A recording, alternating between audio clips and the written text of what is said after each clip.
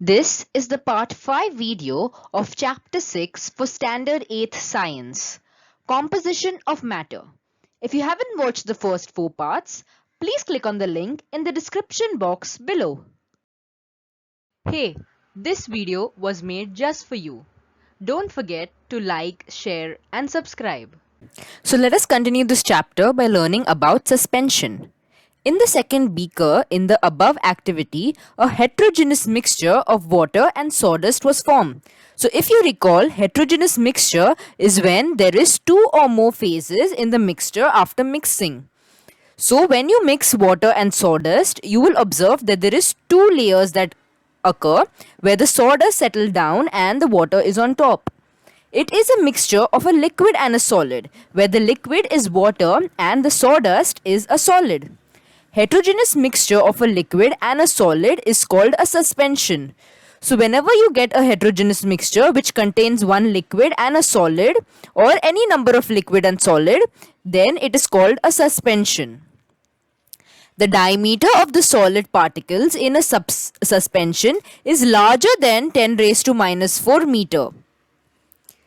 In this, the particles are easily visible, and you will observe when you see sawdust also, you can easily see each and every particle. And the size is usually larger than 10 raised to minus 4 meter. Therefore, light cannot transmit through it. So because the particles are large, the light cannot be transmitted through it. Moreover, these solid particles remain on an ordinary filter paper as residue, and therefore the liquid and solid components of a suspension get separated by filtration. So what is filtration? Filtration is, suppose you get this heterogeneous mixture and you pour it through a filter paper. You will observe that all the sawdust particles remain on top of the filter paper, whereas the water easily passes through it. So that is called as filtration. Now let us study about colloid. The mixture of water and milk in the third beaker in the above activity is translucent. So here you will observe that the water and milk get mixed together with each other, but not completely. You will still observe milk in the water, and therefore this is called as a colloid. Here translucent means not completely transparent. It means that when light is incident on the surface of this mixture, it is partly transmitted and partly scattered. So when you transmit light, a beam of light through this beaker, you will observe that you can still see some of the light, but some of it gets scattered. This is because the tiny particles of milk phase in this heterogeneous mixture are dispersed evenly in the water phase. So here we know that when you mix the milk with the water, not all the particles would be completely dissolved. Some of it will still remain, and that is why it will become as a heterogeneous mixture. And the diameter of these particles are around 10 raised to minus 5. So here the particles are even smaller than the sawdust particles. Such a heterogeneous mixture is called a colloid. So when a substance is not completely soluble but partially soluble, then it is called a colloid. However, as the pores of an ordinary filter paper are larger than the colloid, the heterogeneous mixture cannot be separated. So when you pour the milk and water solution through a filter paper, you will observe that the entire solution goes through because the filter paper has some pores in it, and these pores will be larger than 10 raised to minus 5. Therefore, all the milk and the water can easily pass through the filter paper. Milk is itself a colloid. If you take just the milk solution without mixing it with water, it itself is a colloid. In it, the solid and liquid particles of proteins, fats, etc. having a diameter around 10 raised to minus 5 are dispersed in the aqueous medium. So milk itself has substances like water, proteins, fats and other types of liquids and substances. So in it itself there are particles having diameters of around 10 raised to minus 5. Therefore milk is a colloid. Apart from this, there are some more examples of colloids such as solid and gas. For example, smoke. So smoke is an example of solid and gas where there are particles of carbon etc. but they are present in the gas. Liquid and gas, for example, fog, cloud, etc. Liquid and gas is when there is, for example, in the example of fog, there is water in the gaseous form. Therefore, it is called as fog. And clouds are also filled with water, but they are in the gaseous form. And these are all examples of colloids. Let us understand compounds.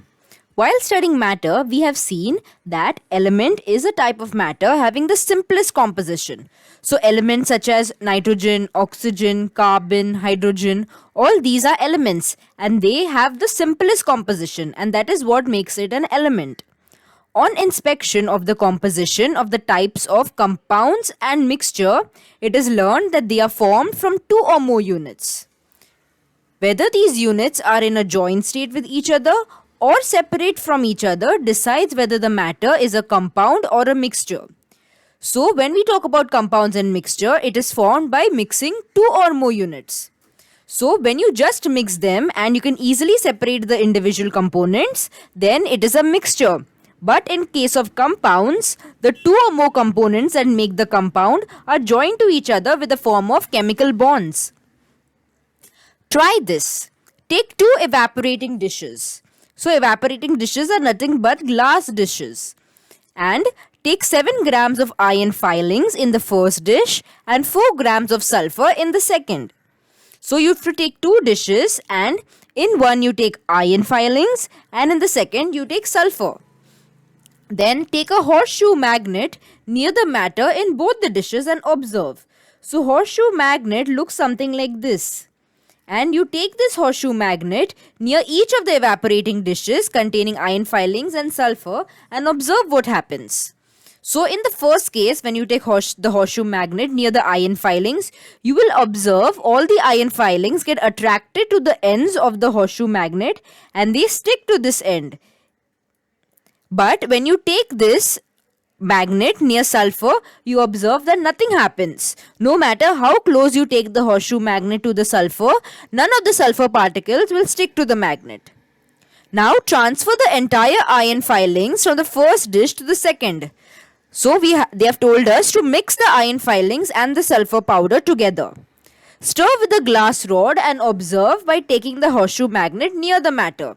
So now when you add iron filings and sulfur together, and you take this magnet near the powder, you will observe that the iron filings again will stick to it and the sulfur will remain in the evaporating dish. Even though you mixed both the substances, you can easily separate them with the help of this magnet. Now heat the matter in the second dish for a while and let it cool. Now you take this evaporating dish with iron and sulfur together and you heat it. In the beginning, you will see that when it is not heated, iron appears black in color and the sulfur is yellow in color. Now after heating, we have to observe the color change, and we also have to appear what happens when you take the we take the magnet near this mixture. So we would observe that the color now, the sulfur color that was having a yellow color, will now lose its color. And when you take the magnet near this mixture, the iron filings no longer stick to it and it becomes a one complete mixture which does not get attracted to the magnet. Record all the observations in the following table. So iron filings and sulfur when mixed in the dish. So the color of the matter, the iron is black in color and the sulfur is yellow in color. And the effect of the horseshoe magnet is able to attract the iron filings. When you put the iron filings and sulfur in the dish after heating them together, you will observe the yellow color is gone and only black color remains. But now the horseshoe magnet cannot attract the iron filings anymore. In the above activity on testing the matter obtained by mixing the iron filings and sulfur with the horseshoe magnet, it was found that the resulting matter was a mixture of iron and sulfur and possessed the properties of both the components. So this was in the first case when we mixed the iron filings and the sulfur without heating it. And after we mixed it very thoroughly and we took the horseshoe magnet near the mixture, we observed that the iron filings were still attracted to the horseshoe magnet and they stuck to it. And the sulfur still had the yellow color. Some particles were yellow, they were of sulfur, and some particles were black, they were of the iron filings. The property of iron particles to get attracted towards the magnet was unchanged. So this property was still present. In other words, the components of iron and sulfur were in the free state in that matter. So in the first case, when he mixed it, both the components of iron and sulfur contained all their properties and they were in their free state. On the contrary, means opposite to that, when the iron filings and sulfur were heated together and cooled, there was no effect of the magnet and the characteristic yellow color of the sulfur also disappeared. So in the second case, after we mixed the iron filings and sulfur and heated them, we observed that now when we take the horseshoe magnet near the mixture, the iron filings no longer get attracted to the horseshoe magnet and the sulfur lost its yellow color. From this we understand that matter formed in the above activity is different from the original components. So here, when after heating, the new matter that was formed, it contained different properties as compared to the original particles of iron and sulfur. A chemical combination took place between iron and sulfur due to the heating in the above activity. So when we apply heat, we are transferring this heat energy to the individual particles and therefore they get the energy to form bonds, chemical bonds between each other. So that was what happened with iron and sulfur. After heating it, the iron and sulfur formed a chemical bond and it became a different chemical reaction, forming a different compound. Therefore, this compound lost its original properties. The atom of iron and sulfur became joined by chemical bond to form molecules of a new compound. Let us study now molecular formula and valency. There is a definite proportion of the constituent elements in a compound. So in a chemical compound, there is a constituent proportion, that is, only certain amount of one substance can be form bond with the other substance. For example, water. Water is formed by joining two molecules of hydrogen with one atom of oxygen. So this is a definite proportion. There will always be two atoms of hydrogen and one atom of oxygen to form the compound of water. Certain number of the atom of the constituent elements are joined to each other in a molecule of a compound.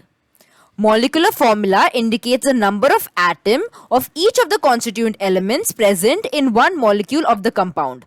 So this is an example of a molecular formula where we have written the number of atoms of each of the elements that are present to form this molecular compound, that is water.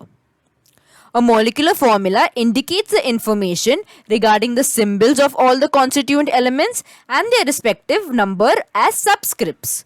So here hydrogen is always denoted as the letter H and oxygen is always denoted as the letter O. So we use this short forms and we use numbers in the subscripts like this to indicate the number of the atoms. For the answers to this exercise and other free worksheets, please go to jkacademypro.com. This was the end of part 5. For the part 6 video, please click on the link in the description box below.